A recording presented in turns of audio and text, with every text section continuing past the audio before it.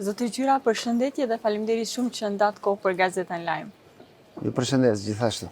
Mi se keni ardhur në Strug. Shpresoj t'ja kaloni mirë sot. Mirë se u gjetëm. Do të fillojmë nga ajo se çfarë e ndallon mendiqyrën nga kandidatët e tjerë dhe pse vendosët të kandidoni si i pavarur për komunën e Strugës.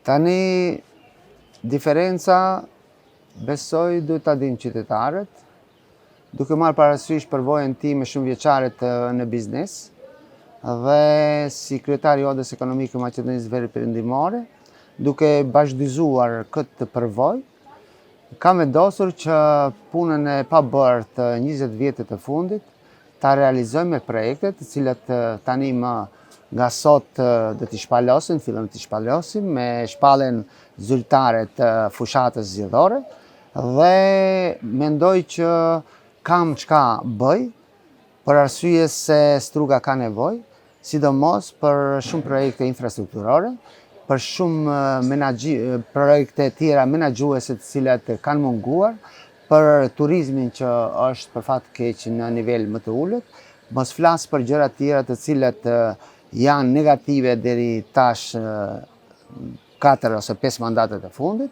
dhe megjithatë ne do të shohim çfarë do të bëjmë në të ardhmen, nuk do të merremi me të kaluarën, do të vazhdojmë të bëjmë një fushat të qetë, siç kemi bërë një para fushat të qetë, për t'u treguar popullatës se ne jemi shumë serioz.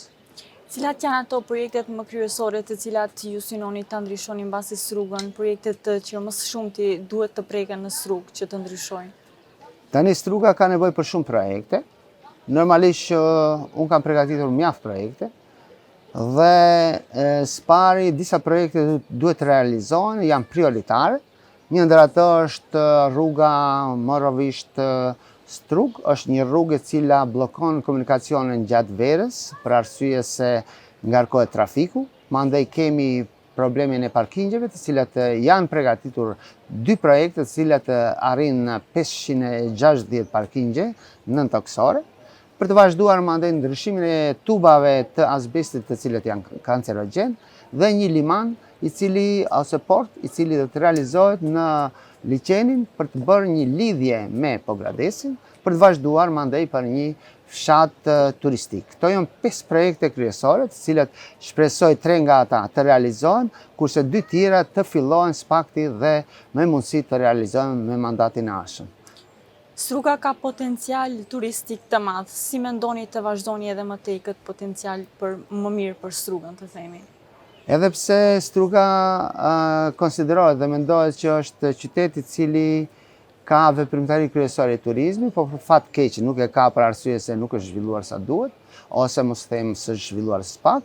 Dhe duke parë që Struga ka një bukuri natyrore, ka liçenin, ka lumin, ka malin, ka aeroportin dhe shpresoj që me organizim menaxhimin e mirë të qytetit të Strugës, të arrisim interesimin e turistëve këtu, që të rrisim sezonin i cili sezon është shumë i shkurtër, të gjejmë forma të ndryshme për ta zgjatur këtë sezon, normalisht duke rregulluar parqet, duke rregulluar gjelbrimet, duke rregulluar bërë një plan për plazhet të cilat për fat të keq janë në gjendje të mjerueshme, normalisht pa e lënë anash që pas marrjes së mandatit bëjmë një mega plan i cili do të përfshijë plazhet dhe gjithë çka ka të bëjë me turizmin, për arsye se ne në Strug akoma nuk kemi edhe një hartë ose një gujt ku do të lëvizin turistët.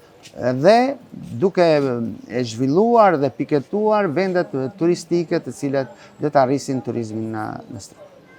Përmendet plazhet, dua ndalem tek ajo se çfarë do të bëjë mendiqyra për plazh të sigurt, pasi që e dim që mungojnë shpëtimtar plazhi.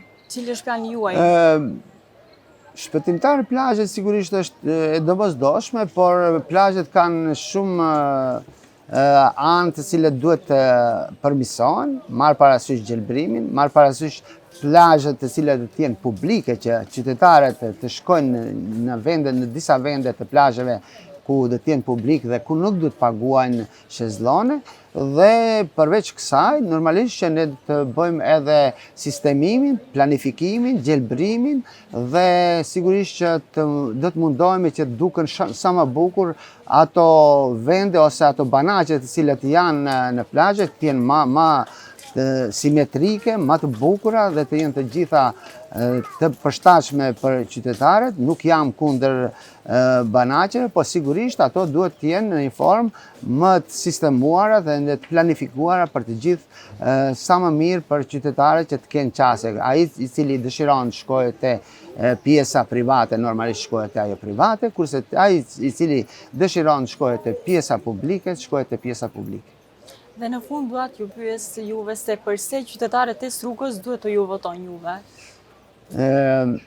Tani e thash edhe më herët, duhet të votojnë mua sepse Struga duhet të ketë një menaxher të mirë dhe me menaxher të mirë do të bëjnë që Struga të merr kahjen e duhur dhe këtë e kam dëshmuar duke menaxhuar një kompani të fuqishme, siç e dinë gjithë qytetarët, duke menaxhuar një klub futbollistik që është kampion i Maqedonisë 2 vite me radhë, duke menaxhuar mandej edhe me pjesë tjera, festivale në kulturë e vende tjera dhe përveç kësaj sigurisht ato do të votojnë mua për arsye se Struga ka nevojë edhe për mjek dhe mjekët duhet të shkojnë të punojnë në vendin e përkatës dhe besoj që më i përshtatshëm për Strugën është një menaxher sesa dikush tjetër i profesionit tjetër. Ju faleminderit dhe ju urojmë shumë suksese. Faleminderit, kënaqësi.